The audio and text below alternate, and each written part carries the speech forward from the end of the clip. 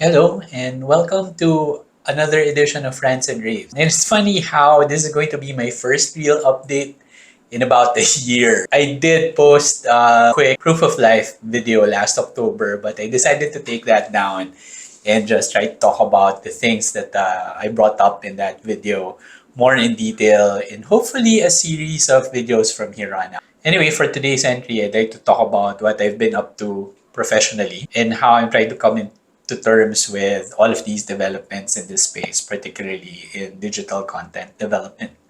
I took on a new role earlier this year, heading content for an e-commerce slash media firm. So for most of the year, I've actually been back doing web content development. It's just that I'm doing it mostly for work. I was tasked to take over and manage several content websites on niches ranging from technology, automotives, education, and even dating and relationships. That meant creating content strategies, managing and guiding editors and writers, and even writing on occasion. Those I've done for almost 2 decades now. So in terms of like the demands of the job, they're not particularly too complex for me to handle. So it's basically a very doable thing for me. But then there's also the business side of things. The thing with content websites is there's stuff like monetization and engagement that have to be factored in to any content strategy that you're going to do. And these things I don't really find enjoyable, but I could deal with them. And it's just those things that need to be done. But given a choice, I'd rather focus more on the content end. But since I'm in the industry, I just have to deal with those. Monetizing web content hasn't really changed much, even since the early days of blogging in the mid 2000s when I started out developing web content. You either run ads or find sponsors or find affiliate partners. That's pretty much it for content websites. There are some other schemes, but they're basically an offshoot of advertising of some sort. It's driving engagement that has become much more of a challenge, I'd say. Back then, you can really do this, the field of dream strategy where you could just, build it and they will come sort of thing, where you could just, write well and your audience will eventually be able to find you. Nowadays, that doesn't guarantee an audience. Almost every idea seems to have been explored already. That competition in almost any niche has become quite fierce. And search algorithms are the most fickle things in the universe. And most content websites still rely on search engines for traffic, and search algorithms are the most fickle things to deal with in the universe.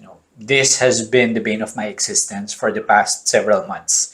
You see, taking over existing content websites can be quite a pain, especially if these sites weren't really managed well. I can be quite old school in my thinking when it comes to this, but I treat content websites as publications. So I believe that aside from simply, putting out content about a niche or a topic, content websites should be guided by editorial principles. They should have an editorial thrust. Unfortunately, the old site handlers of many of these websites didn't share this philosophy. They just, milk the opportunity of getting revenue from developing content. So they just basically overdid the search engine optimization. You have hyper optimized pages that are designed to maximize ad revenue and affiliate earnings. Many of these pages, if you're going to read through them, were just collections of fluff and they're overstuffed with keywords. And while these posts and pages did draw some traffic and generated revenue, they really didn't do as much service when the Google updates rolled out. Ever since late last year, Google has been punishing poor content. And too bad, these websites that I've been handling had plenty of those. Bulk of our traffic comes from Google search.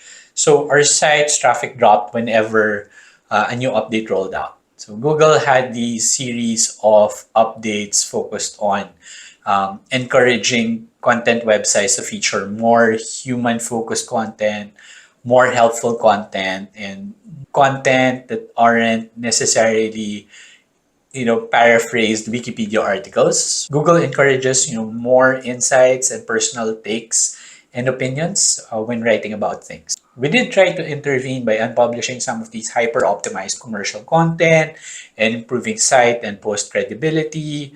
We worked on longer form content and presented well-researched facts balanced with unique takes and opinion. These work intermittently. Like after publishing some of these posts, we got a bump in traffic for a week or two until the next Google update rolls out.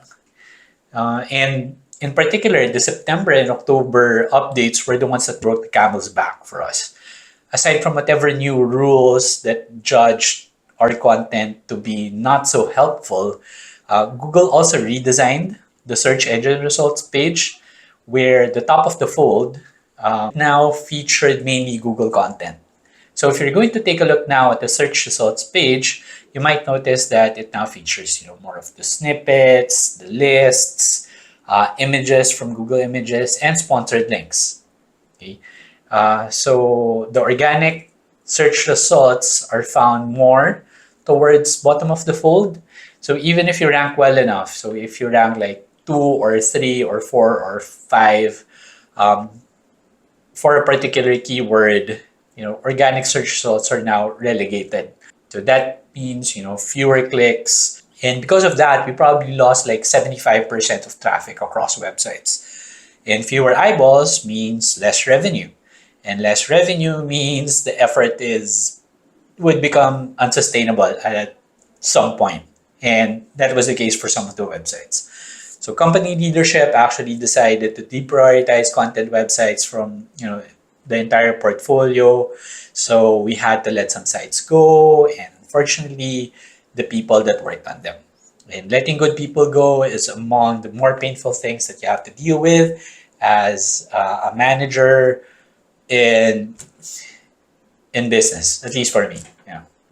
I don't know if I'll try to find consolation knowing that our websites weren't the only websites that were hit badly by the Google updates. If you're going to take a look at forums, groups,